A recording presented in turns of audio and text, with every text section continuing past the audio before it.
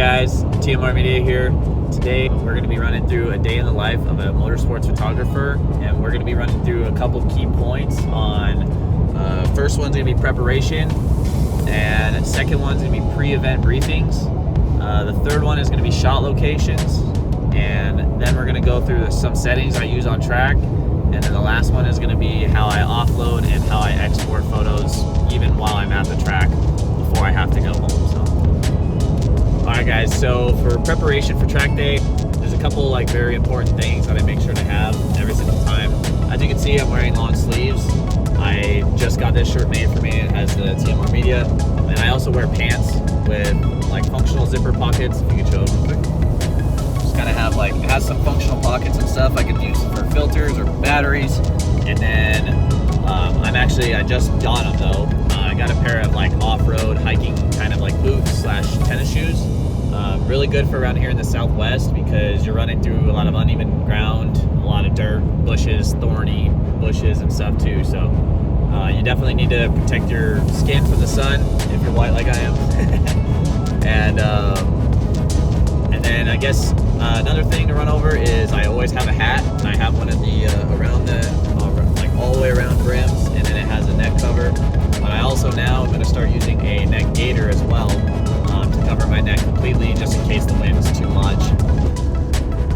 Alright y'all, rolling in now to the track here in Deming, New Mexico. Well, just outside of it. But we're going to do a quick check-in and then get going right away to some pre-event briefings with the clients I'm working with today. So, hi y'all, just prepping for the day. Getting my gear out and getting everything ready to go so that I am protected from the sun and ready to be out there for 8 or 9 hours, however long it is today. Alright everybody, time to see how this 2-second assembly tent works out. I don't think it's going to be 2 seconds. What do you think? Some of the gear I'm wearing, I'll go top to bottom. So I got a nice little sun hat. It keeps the sun off of my neck. And then I also good to keep the sun out of your eyes.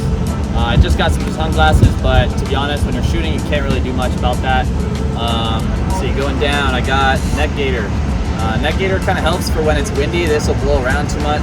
Just keeps the sun off a little bit extra. Got my safety vest, of course. You got to pretty much have that to get onto any track. In order to do that, you're gonna need one of these, or hopefully they'll give you one if you don't. Underneath that, I got my long sleeve shirt, branded by me.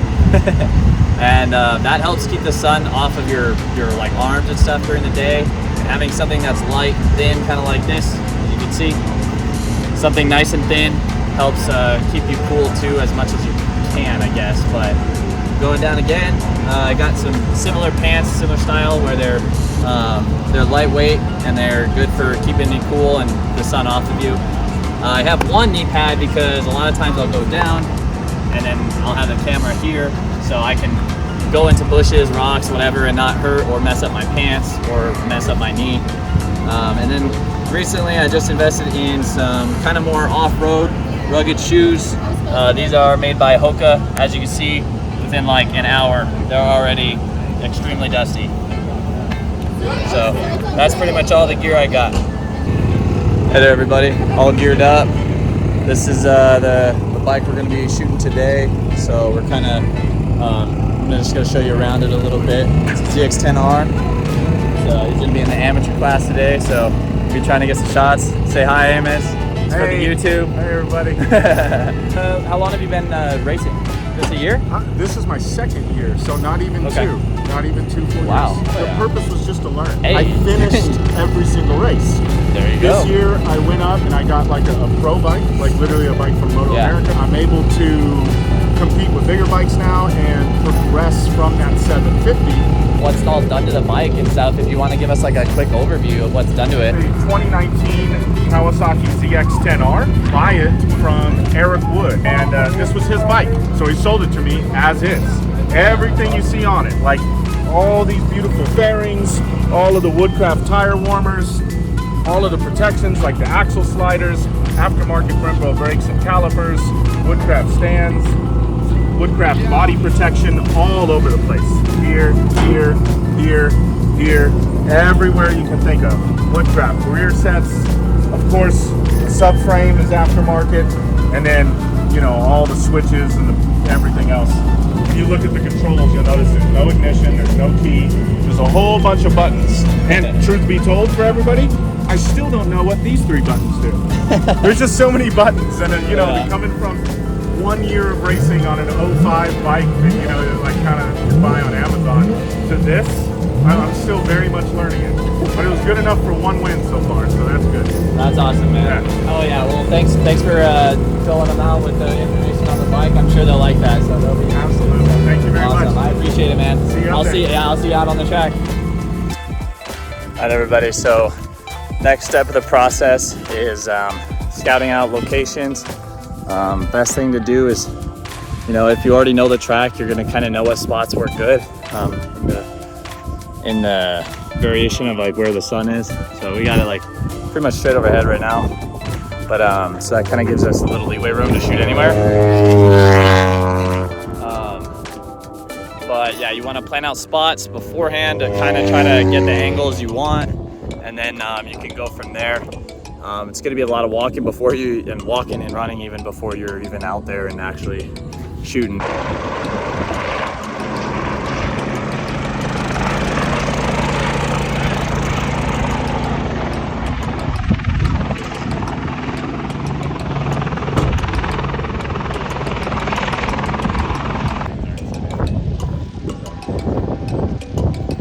For the settings portion, I'm gonna kind of run over like a little bit of a simple layout of kind of like how I set up for different styles of shots. For the first type of shot, we're gonna be focusing more on the panning shots. So I'll put some examples up here and well over here either way. But so as a general rule, I like to start under 1 to like 1/160th of a second, because it allows a good amount of blur for bikes, cars, anything like that. If you want to go riskier and potentially miss a shot but get more blur, you can go a little bit lower, of course. Like you can definitely run lower. There's shots I have at like 1/20th, 1/30th, even sometimes lower.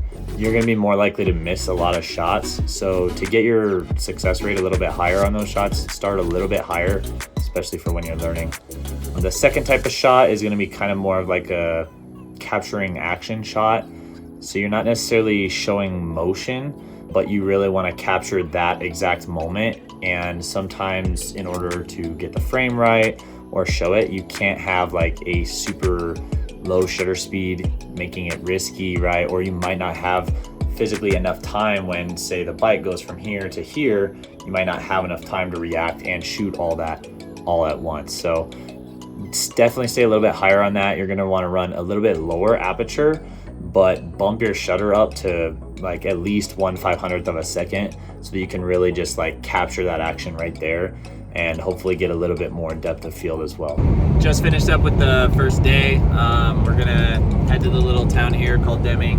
We're probably just gonna relax for a little bit, and then I'll fill you guys in with how I export and upload stuff to the computer right away so that I can save some space on my cards. All right, guys, I didn't really like the audio at the track, but talk about how I export and how I download them to Lightroom right away. I do this so that I can save space on my cards. It's a great way to get them right away, so then especially if you're shooting multiple days, you can export them right away, get them at least on your computer, and then have free space on your cards. Here I'm talking about how I save the settings and I do develop settings.